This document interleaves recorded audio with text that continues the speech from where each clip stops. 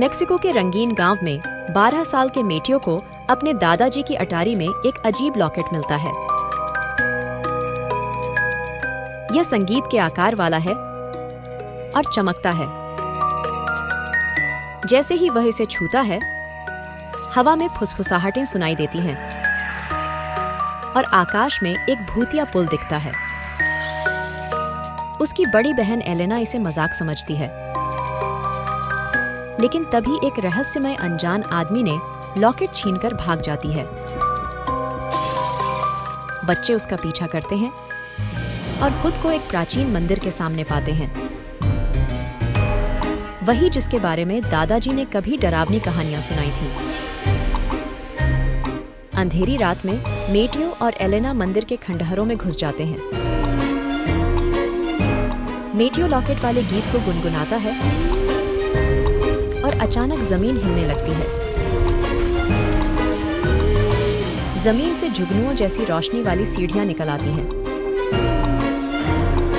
तभी एक मुखौटा पहने रहस्यमय व्यक्ति जान उन्हें रोकता है और बोलता है, यह लॉकेट खतरनाक है।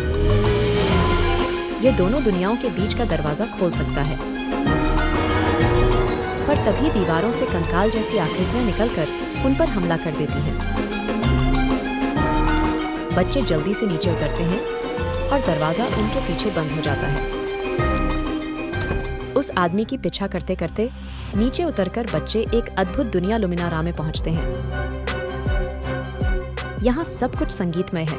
हवा में गीत तैरते हैं और इमारतें सुरों से बनी हैं। पर यह खूबसूरत शहर धीरे धीरे खत्म हो रहा है। दोनों ने ला कैंटोरा नामक शक्तिशाली महिला से मिलते हैं, जो उनकी मदद करने का वादा करती है। लेकिन जब एलेना अचानक बोल नहीं पाती, मेटियो समझ जाता है कि ला कैंटोरा ही लोगों की आवाजें चुरा रही है। वह जान को ढूंढने का फैसला करता है, जो इस सच्चाई को जानता है। तभी जान सामने आता है। जान उन्हें बताता है कि ला कैंटोरा उसकी पुरानी गुरु थी, जो शक्ति के लिए पागल हो गई। वह मेटियो को एक पुरानी दीवार पर चित्र दिखाता है। जान कहता है, तुम्हारे दादा ही आखिरी इंसान थे जिसने उसका विरोध किया था। तभी अचानक ला कैंटोरा के गार्ड उन पर हमला कर देते हैं। जान उन्हें बचाता है, लेकिन खुद पकड़ा जाता है। मेटियो को एहसास होता है, अब सिर्फ वही ला कैंटोरा को रोक सकता है। लेकिन ला कैंटोरा के महल तक पहुंचने के लिए मेटियो को संगीत की परीक्षा देनी होगी। उसे एक ऐसे पुल पर चलना है जो सुरों से बना है। एक गलत कदम और वह हमेशा के लिए खो जाएगा। एलेना गार्डों को भटकाती है, जबकि मेटियो ध्यान से कदम रखता है।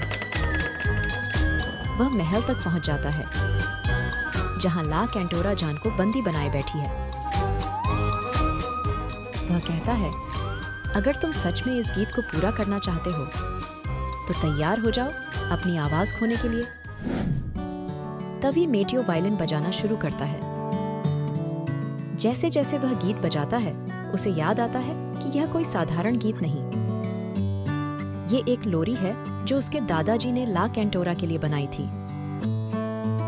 गीत सुनकर ला कैंटोरा का क्रोध शांत होने लगता है। उसका मुखौटा टूट जाता है और असली चेहरा दिखाई देता है। एक दुखी औरत जो अपना रास्ता भूल गई थी।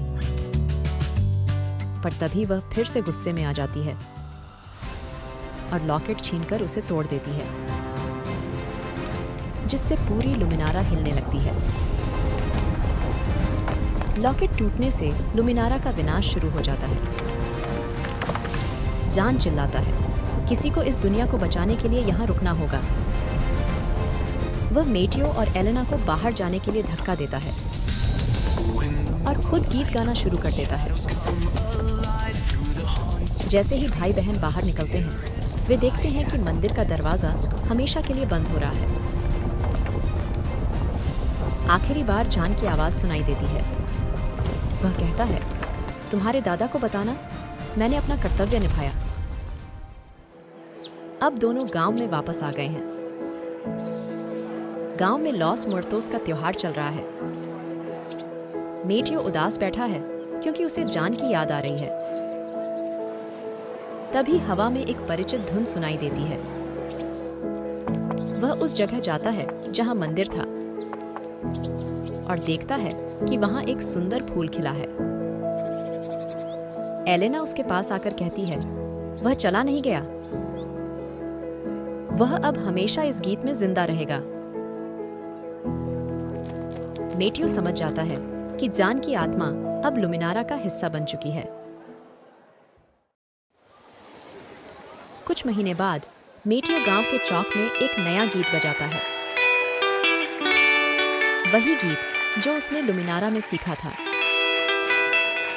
लोग आश्चर्य से सुनते हैं क्योंकि उसके संगीत में एक अजीब सी जादुई शक्ति है।